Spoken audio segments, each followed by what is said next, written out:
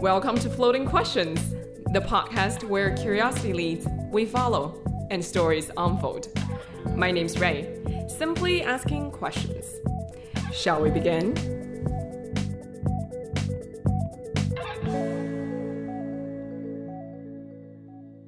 Hello, Danny. Hi, Ray. How are you doing? I'm doing quite well. It's been a really fun last few months.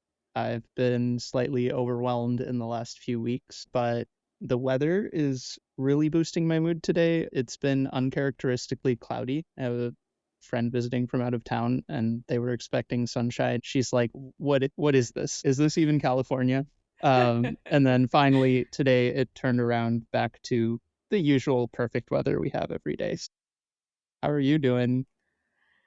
Well, I'm having a great time. I was going to throw a party tomorrow, and it was like, regardless what's gonna happen to my visa, life goes on. And Yeah, now that I know the outcome of the visa thing, it will be actually a celebration. So I'm really happy about that. nice. It reminds me of a smaller example of this where my high school best friend Tom and I both applied to Stanford and really wanted to get into Stanford. So we got waitlisted and then rejected. But before we found out, on the day that we would find out, we got a cake to split between ourselves, like a yummy like ice cream Oreo cake, and it was either going to be a rejection cake or a getting into Stanford cake. Ultimately, super happy that we both ended up at U of I and that I got to meet Ray. So I'm so happy to have met you too. Like now it's been, Jesus, how many years now? I probably met you guys when I was like 21, so 7 years at least. yeah, And there are so many things that have happened to both of us since then. I mean, we caught up maybe 2 years ago when you were here in Seattle. yeah, Yeah, but that was also a while ago, and I feel so many things also happening in the last 2 years. yeah, definitely. I'm trying to think if life has changed more in the last 2 years or the 5 years before that, and that's hard to compare. I feel like it's about equal. Hmm.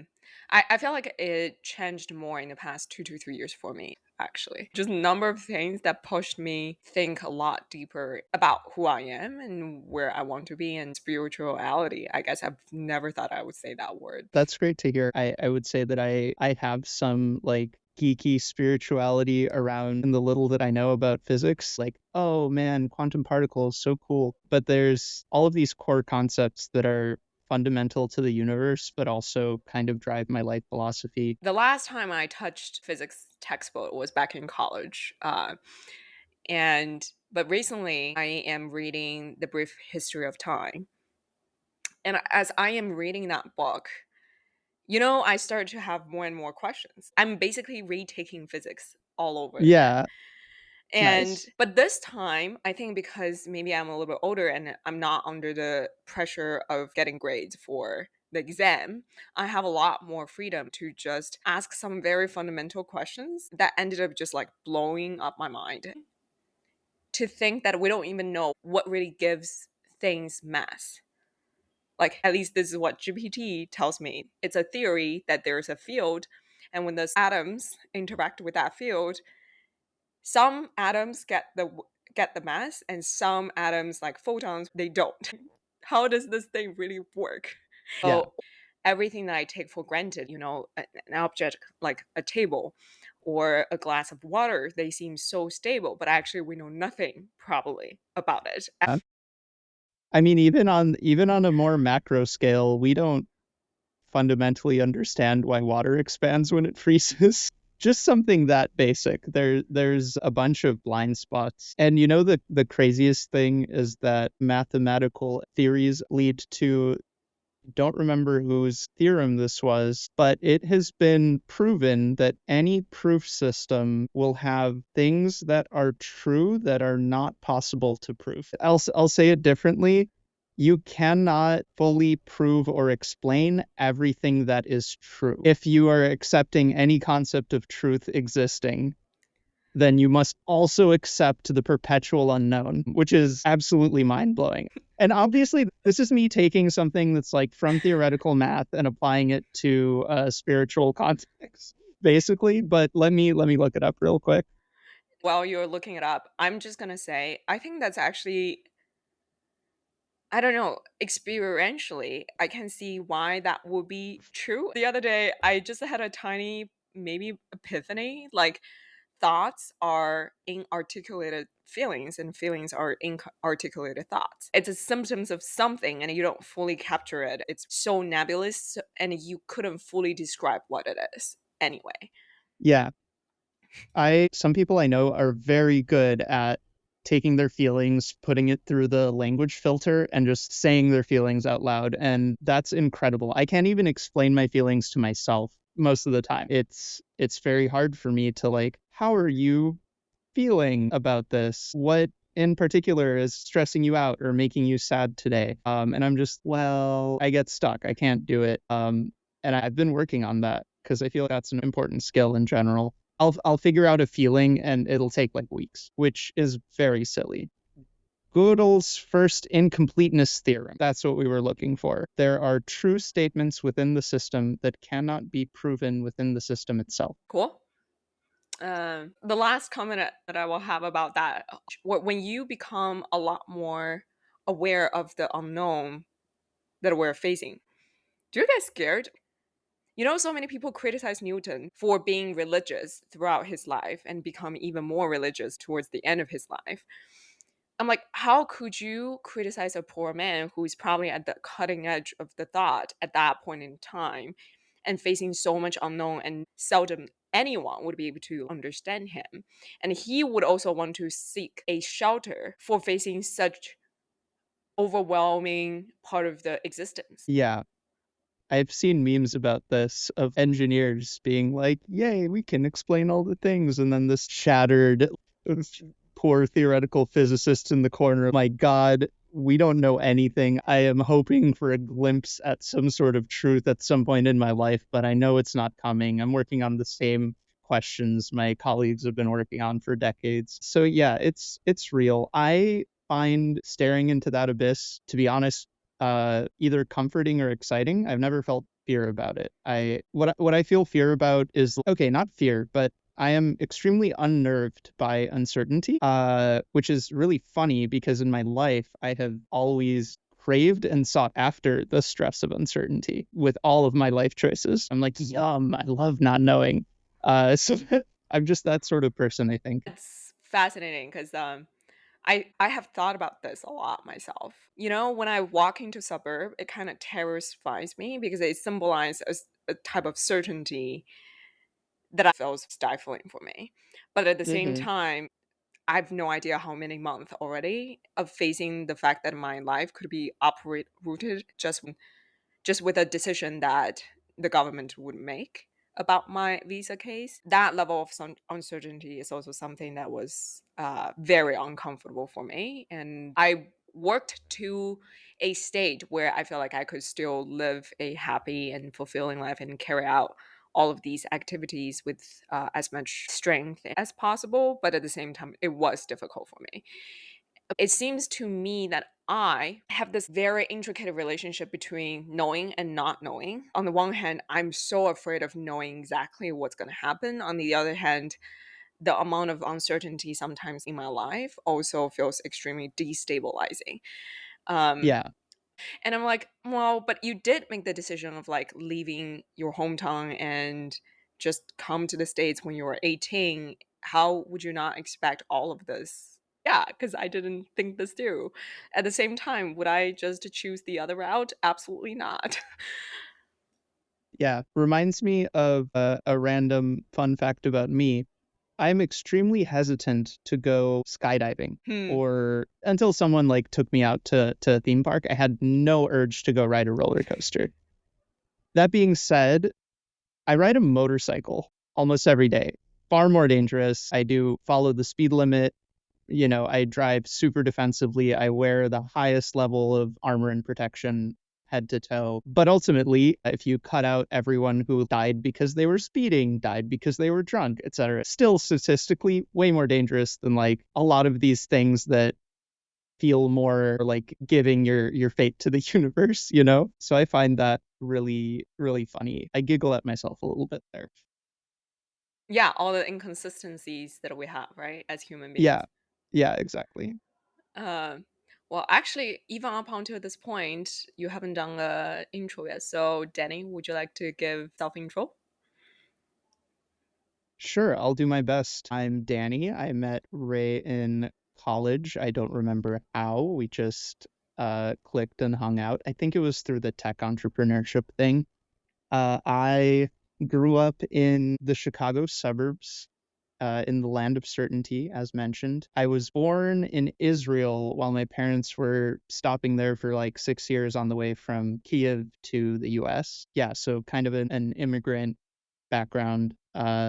Grew up without a lot of the social context of the suburban kids around me, didn't watch TV, didn't really know the rules of the sports or anything like that. So definitely always ended up hanging out with the immigrant kids and the weirdos. And from a pretty young age, I wanted to build stuff and engineer stuff. I was going through my old emails, and some of my first emails were about me and third grader friends were starting a flying car company.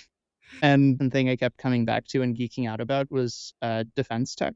There's probably reasons for that, but I won't get into it. I got really into airsoft. It's a military simulation sport, basically. And as a teenager, I built rifle defeating body armor. The inspiration moment was very concrete. The music video for Wake Me Up When September Ends, and I Okay. saw a soldier from one of the like most powerful militaries in the world in the music video get shot above the knee and go down.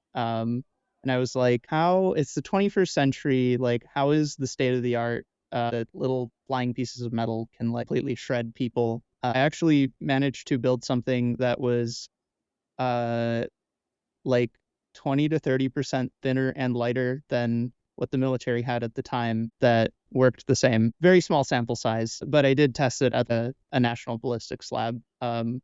And it was really fun to just be a kid reaching out to these people at export restricted materials companies. Hey, I'm a kid. Can I can I work on this? Will you send me some samples? And everyone was super happy to help. I even got my hands on some like artificial, well, I wanted to do a Tony Stark suit or something. So I did a project on artificial muscle also, electroactive polymers and shape memory alloys. And that stuff was being made by hand by grad students in like two research labs. Sorry, this is a rambling intro, but that's what I did as a child. And I was really lucky to have a ton of support from my parents and my family. We're all techies in a really big way. This is actually great. I do want to go back a little bit on your interesting defense. I vaguely remember that you mentioned your parents were working maybe something related to defense. Is that the reason why you got a lot of exposure or no?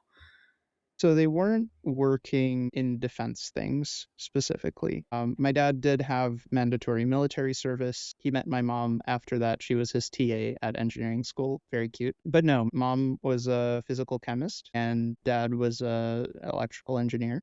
My interest in defense, I think my mom was always kind of the more militaristic one. She was always into martial arts, the philosophical concept of self-defense, really wanted her sons to be like into this with her. Wait, so your mom does martial art? Yeah, she did Wing Chun Kung Fu for a really long time, but before that she did like several other martial arts styles throughout her life. I shared her interest in this stuff. We went to martial arts classes together for a long time. We went shooting together.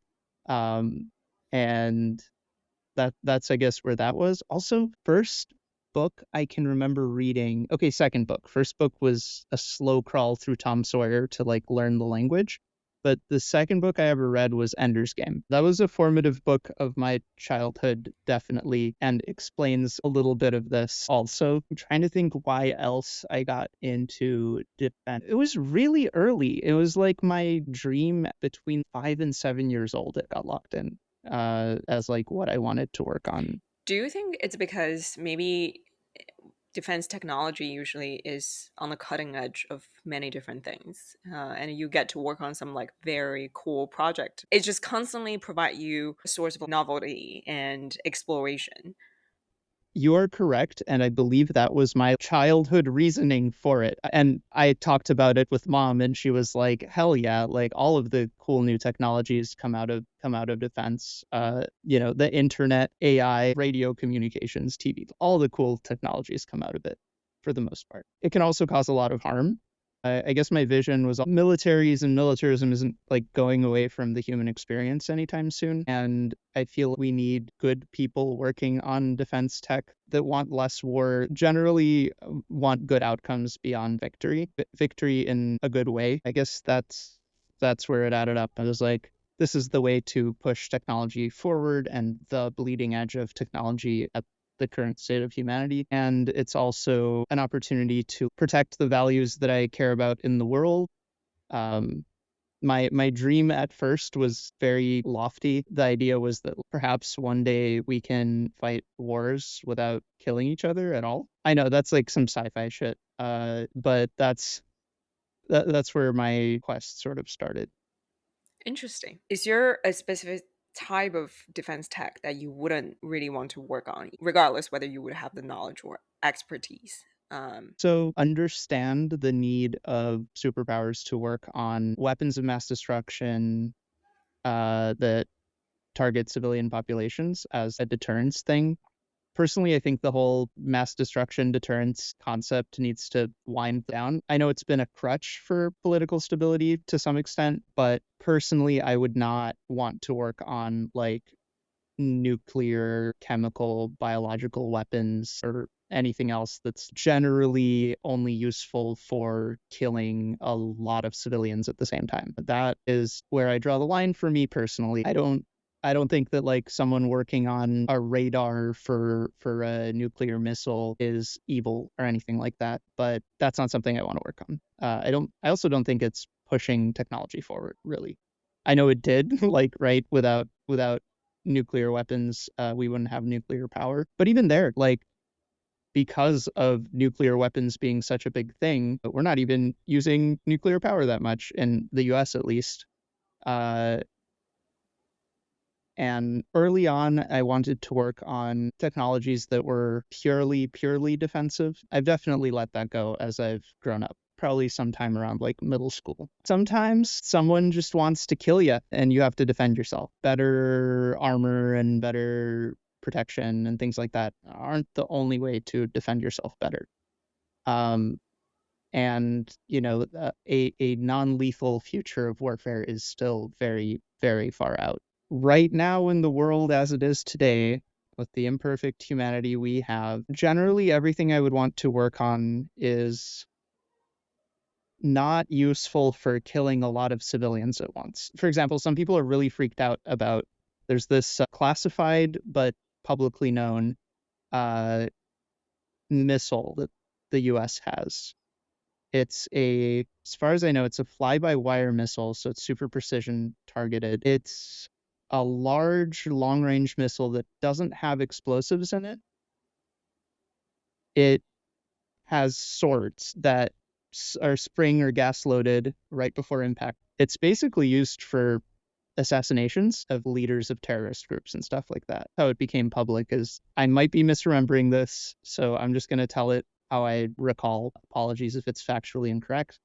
From what I recall, there were multiple people in the car and only the target was killed. And you could see the pattern from the swords embedded in the car. And that's how the weapon became publicly known. And some people are horrified by this. And I'm like, that's way better than airstriking the entire block. Are you kidding me? I'm glad we have this. I even hope our adversaries have this. It adds something to the arsenal that literally cannot be used to mass murder civilians because it doesn't make sense. Not that assassination technology is what I'm into, but that's kind of the moral framework that I have about this at this point. Interesting. I know that you were working on a defense tech setup, but before this, you were working on a solar panel energy setup. Can you describe a little bit more about that? Yeah. So I joined Optivolt and became a co-founder in 2018, right after Optivolt got into an accelerator program, Techstars Chicago. And what Optivolt ended up doing was solving what I see to be the biggest problem with solar panels. And the biggest problem with solar panels is that they are very bad at dealing with uneven light across the panel. It's really obvious to see this problem in residential solar installations or off-grid solar installations because you can tell that when a leaf falls on it or there's a shadow from a tree or a power line, it has massive disproportional effect on the power output. So you can lose like half the power you wanted for the day because of a little line shadow going across your solar array. But the less obvious issue here is that even in big utility scale solar installations, this issue causes the majority of early failures in solar panels because every time there's a weaker section, a less productive section of a solar panel, that part heats up, becomes even less productive over time, and eventually causes failure, either by directly burning a hole through the panel or by a bunch of other materials, things that can happen. Or sometimes the diode on the back of the panel that's meant to route power around a weaker section gets overstressed and fails. So hotspots and bypass diodes are the two top failure modes of solar panels. The unevenness is just from manufacturing tolerances. Between 100 cells, you'll have one that's weaker, and by micro cracks, which just happen naturally along the life of the panel. So So uh, basically, the weakest point is the lethal point at the end of the day for the solar panels. yeah, and that's because solar panels have a bunch of cells wired in series. So the Mm. current has to like flow all the way through. So if there's anything wrong, that's a resistor in the way.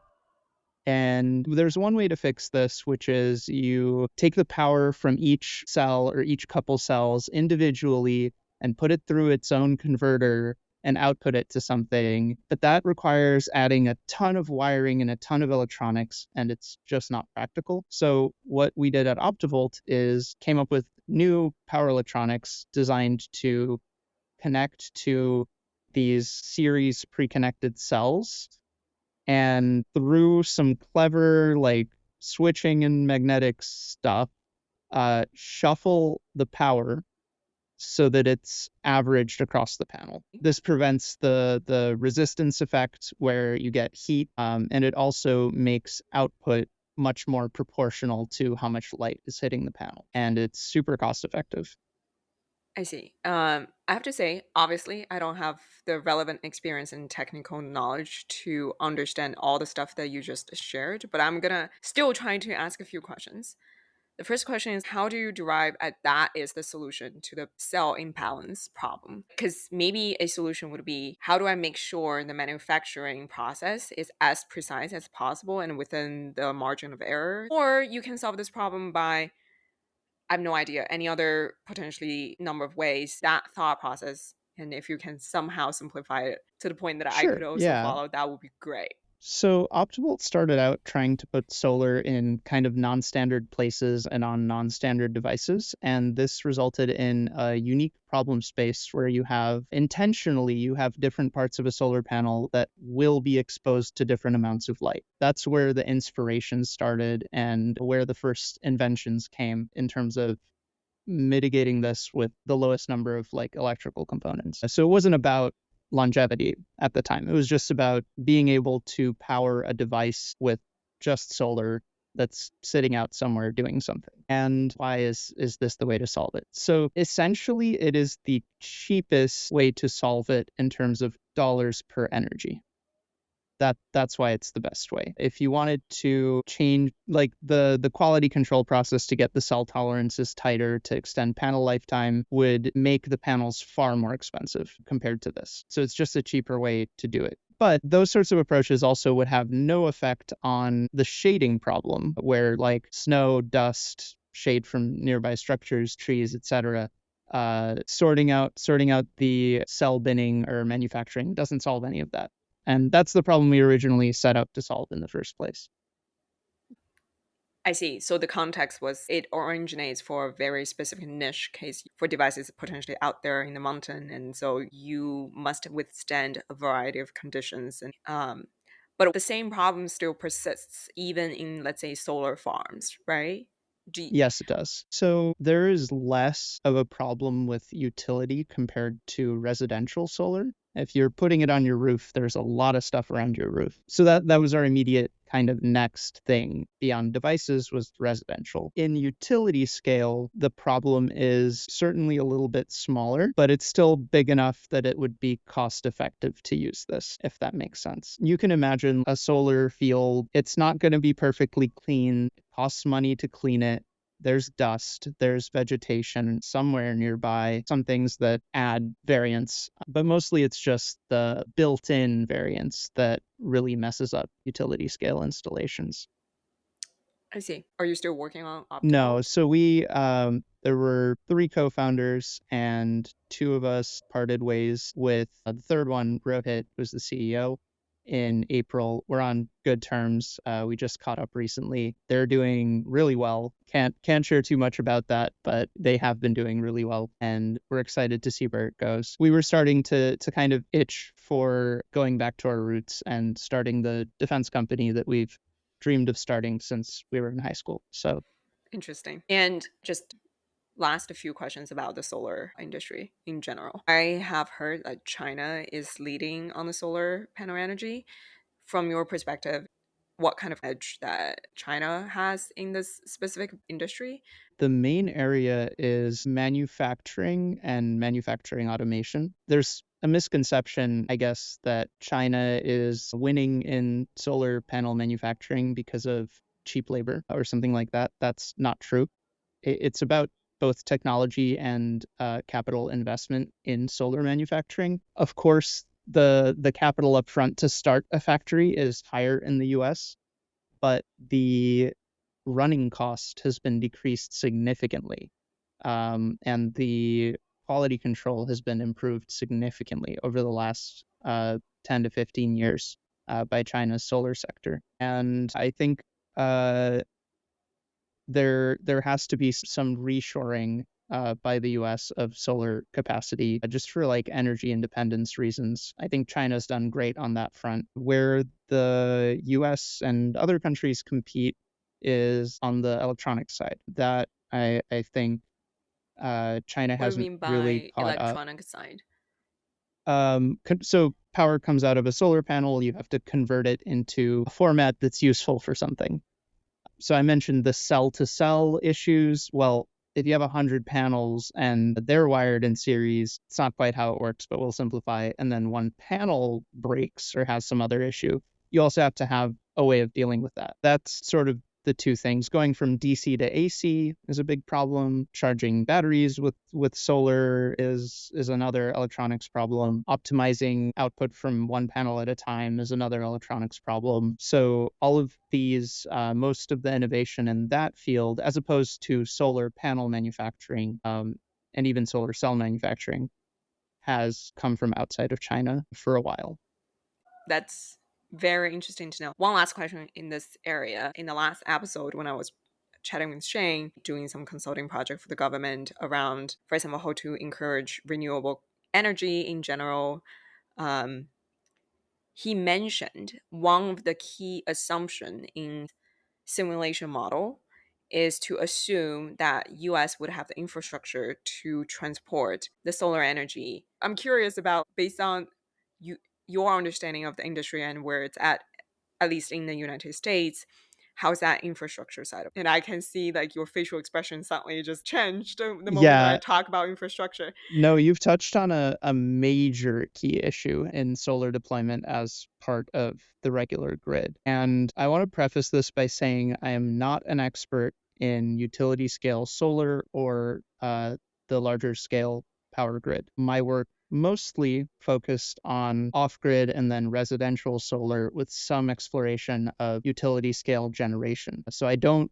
know that much about this. What I do know is that it is as big, if not a bigger problem than actually getting generation capacity. As far as I understand, the US has a ridiculous amount of solar generation capacity that remains unconnected to the grid. And there's two issues here. One is literally running the wires. That's not easy. It requires buy-in from a lot of parties, a lot of bureaucracy. It requires a lot of people to fulfill their end of a deal. And it also can be technologically complicated in some scenarios, especially at large scale. The other big issue is storage. Solar power is generated during the day. Reflecting it with mirrors at night is a questionable approach that has recently got some funding, but I would point people at EEV blog on YouTube to find out why that's not a good idea. But really, you have to balance out when the energy is made and when the energy is used. And when the energy is used, sorry, I'm gonna use an industry term here. There's a duck curve of energy generation. It shows the timing imbalance between peak demand and solar power generation. So the power is not made when you actually need it, which means you have to store it at a very large scale. Storing it at a very large scale, the most effective way to do that today is with lithium batteries. Unfortunately, lithium batteries have material requirements which are fundamentally restricted and hard to get enough of. That's a huge problem, and there's a lot of people working on this problem, but there's no promising just about to be solution for that scale of storage. Their residential solar plus storage has become more and more of a thing, and that helps a lot. But most of the solar power is still generated in a big centralized location where you need one big, huge battery. And to serve the entire country's energy demand, you would need more batteries than the world can make. I think it's a solvable problem. There's a couple promising ways to solve it. You can use water pumped uphill to store the energy. Not efficient, but very like cost effective and very reliable. You can use, well, okay, gravitational storage with like solid blocks of mass. I don't know if that's going to work. Someone gave a company doing that like $100 million to try. Good luck, but it doesn't seem, it's just not very efficient. The amount that you have to move a like 10,000 pound block to charge your phone is higher than you would think. So energy density matters. The best energy density is lithium batteries. You can't make this many lithium batteries. We either need to come up with a better way to make batteries, so there's like new battery material technologies being developed, or we need to mass produce a different type of storage solution. Then the interconnection part is like an even bigger problem that's also unsolved. I do think that larger infrastructure problems require coordination, and it's not a type of coordination that any country in the world is good at doing. China also has a ton of solar fields that remain unconnected to the power grid. It's the same problem. And there does need to be more research on just the human side and the materials side of scaling this. I think that because coordination becomes inherently political, that gets in the way of people doing the research to do it right. The assumption that it'll all get connected is probably caused by political pressure. And it's not like one political side is giving this pressure. Any politicization of the issue causes facts to become forgotten because it's just easier. And then there's people that think like if a solar field goes next to their town, it'll take all the sunlight away and all their crops will die or something like yeah, so there's also an education issue. Same with nuclear. This is fascinating. If I go all the way back to the defense tech startup, Mhm. I know that we can't talk about the specific content or the things that you're working on. Now, this is the second startup. Could you share a little bit more story about the funding? Is there a drastically different style of like getting funding because the amount of capital or the type of people that you're dealing with? So I would say there's some overlap in the types of investors that would fund a solar power electronics company and the types of investors that would fund a defense tech company. The overlap is limited, but it's there. There are some investors in tech that just fund software. There's some investors in tech that just fund B2B software as a service tools that shave, dollars off your costs as a business for some specific niche, and that's the only thing they will fund.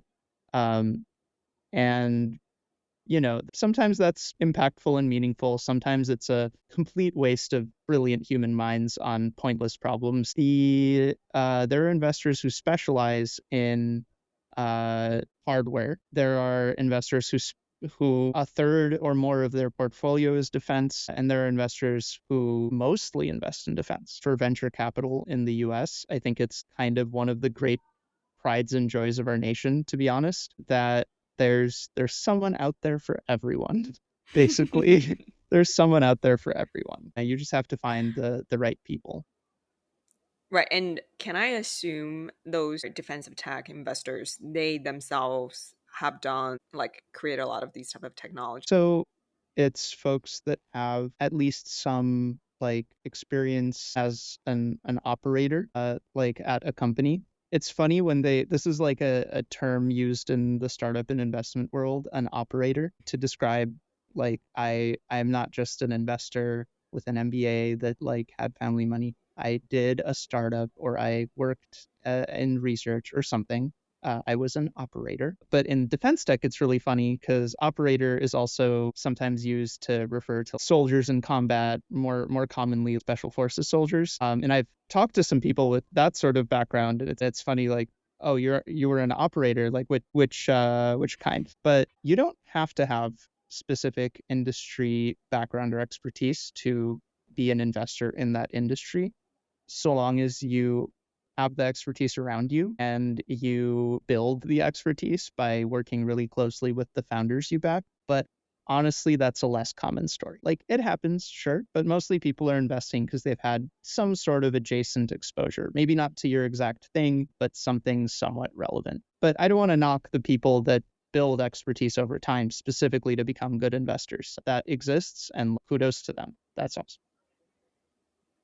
Have you met any investors that you particularly enjoyed working with, or at least have a really good relationship with? Yeah, there were definitely some folks that invested in Optivolt that I particularly enjoyed working with. In fact, there were some folks that didn't invest in Optivolt that I really enjoyed speaking to, that really asked good questions and did their research and all of that, including one person who I will not name, famous in the entertainment world. And I was not expecting such great technical questions. I don't think they would have been a great fit for us in any case, but that's kind of an example of when I really enjoyed a conversation. Then there's folks that have written checks that I didn't even know were investors when I was talking to them. The way that we kicked off our fundraising relatively recently was I was in a Twitter group chat that was mostly defense tech founders, everyone that just geeks out about defense stuff mostly. And I was talking about this kind of problem space that we're in. And someone on the thread was just like, hey, we should take this to the DMs. And then they invited me to go hang out, grab coffee, grab lunch. We ended up talking for several hours. And then it was like, by the way, I'm an investor.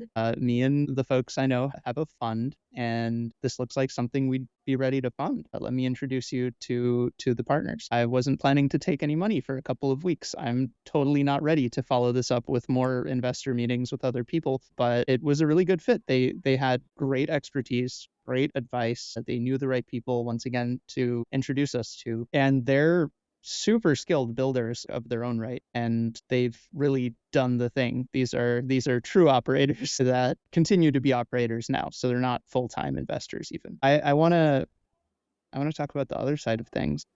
Go ahead. Not all investors are skilled, competent, and professional, and founders are starting to kind of notice and realize that in this formula, who creates like a lot of the value? Who is the product? The product is the founder, right? What if we had back channel lists that we shared between the founder communities that like call out bad behavior from investors so you know who to avoid? Um, This is almost like a dating list, right? Like, exactly. Yeah. okay. And typically the list isn't to demonize anyone, it's just to record patterns of behavior that might waste a founder's time, otherwise harm their chances of building what they want to build. This is not to say that these are bad people, but they have been like recorded doing a thing over and over again that founders might want to know about before they spend their time with this person. This is not primarily about things that are over the line in terms of safety or legality. There are definitely cases, pretty rare, but cases of like harassment or people being made to feel unsafe. That's not cool at all. And definitely there's lists for that. But I'm not talking about that. This is a much less heavy and important list. It's things like if they take a lot of meetings, but they're suspiciously not writing checks, and then it's later revealed that they don't have money. They're just talking to you to present like, look at all these cool founders I talked to their investors. Um, and as I said, it's okay. It's okay to meet with a founder and say, hey, our fund is not closed yet. I'd love to keep talking. Let me help you in other ways. That's great. The bad behavior is not telling them that and pretending you're evaluating them for a present investment. I haven't run into this, but I've definitely seen this around. Something I have run into is folks reaching out to me, person via LinkedIn, saying that they're interested or want to learn more. I respond with a short pitch. If this sounds relevant, ping me back. And then they don't read it. They don't read it. Look, if you read it and then don't respond, some people, generally that's considered impolite, but I get it. If I'm having to evaluate so many deals that I'm overwhelmed, but not reading it, I'm like, what are you doing? How are you going to get deal flow? Why are you doing cold outreach? So I just find that really baffling. Frankly, like the investors with very good reputation that I've spoken to don't do this stuff. And how you get a good reputation as an investor is there's articles about this. I won't get into it, but in general, be upfront, do no harm, try not to waste the founder's time, and don't let them waste your time either. That's the basic playing field. Bonus points if you send rejections. People hate sending rejections. I get why. I've sent rejections in recruiting processes before. It sucks. I was late. I ghosted some people and I feel bad. Apologies if you applied and I ghosted you. I am sorry. Should have responded. But that's what I'm saying. I can relate to that. That's okay. Some people can't relate to that and they think they're not sending out rejections, they're being impolite. I'm like, okay, it's fine. I mean, I think you can take the exact same list you just mentioned to dating or any other type of relationship, including friendship. Yeah, it's true. Like It's very how you true. be a decent human being probably apply the same principles in every part of your life. Yeah, honestly, yeah. So maybe the way to vet funders or the way to vet investors is to understand there are parts of life outside of work. Ooh, that's a spicy take. I love that. But actually, I want to say like a lot of the serious, reputable, big funds, um, they tend to, or serious, reputable small funds, but they believe in this and they understand that it's a human relationship and they evaluate founders as a long term human partner in some endeavor. And they want to know who you are, not just what your startup is. And that's a huge part of their like investment decision. To me, if I ever enter into at some point in the future a business venture or partnership with someone, I have to be able to trust and respect this person, not just in terms of business decisions and knowledge, but like this person's character and integrity. And I don't think you will be able to be a completely different person just because you're off work. I Yeah, mean, you're you. Like maybe you can show up a little bit more, show up a little bit less, depending on the time of the day, depending on the context. But at the core, you're the person you are. yeah. I think that's somewhat true. I think it can change over time. I'm not a believer in like your core is set and that's who you are deep down inside. Over time, I totally believe a person could change. If I don't believe in that, there's no use to do any amount of self growth, like for myself, Yeah, even, right? But I'm talking about like at any given moment in time, if you take a screenshot of that person's life across the board, it will be really surprising, I guess, for me at least, to see you have completely different moral and ethic basis when it comes to professional and personal life. Yeah, very much true. And I think that if you're someone who has a very, very different face in different contexts, to the point where it's like calculated, maybe kind of towards the sociopathic scale, the underlying sociopathy is still consistent. So there's no loophole, you know? Like True, that's very true. yeah.